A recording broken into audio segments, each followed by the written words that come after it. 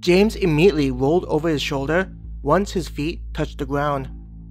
The momentum was significant enough to allow him to roll to his feet, though he took several steps to balance himself.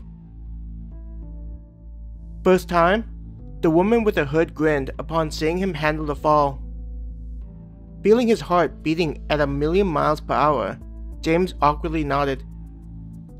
Laughing at James's reaction, she said, "You'll get used to it." "I doubt I'll be doing that again anytime soon." James shook his head as he tried to compose himself. Winking at him, she said, "I think you have a lot of potential. Not everyone can pull off something like that on their first try." She placed a hand on his shoulder. "Feel free to look me up if you need anyone to show you more moves."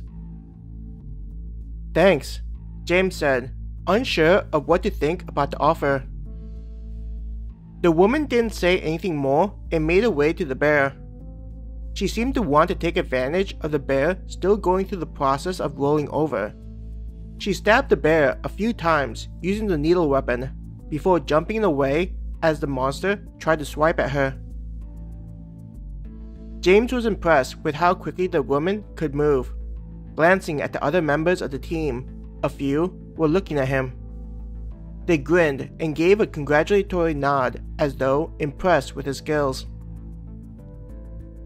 In this type of environment, it's about being able to handle yourself that's most respected, James thought to himself. His team was still dealing with the other bear, so he quickly headed over to help them out. Whether it was due to his distracting the bear, his group members looked refreshed and ready for another round. Their movements were faster.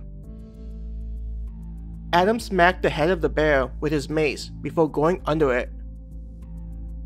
Though the monster was still relatively fine, the face had more bruising on it.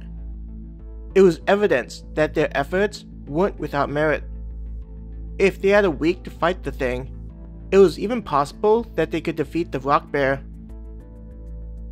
What made James happy to see was when the bear took a step back away from them.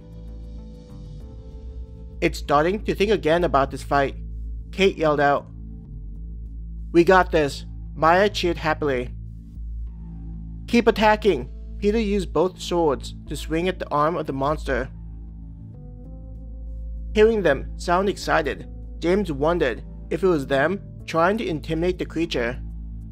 They may not feel that they were in such a good situation, but it was evident that the bear was a lot smarter than they gave it credit.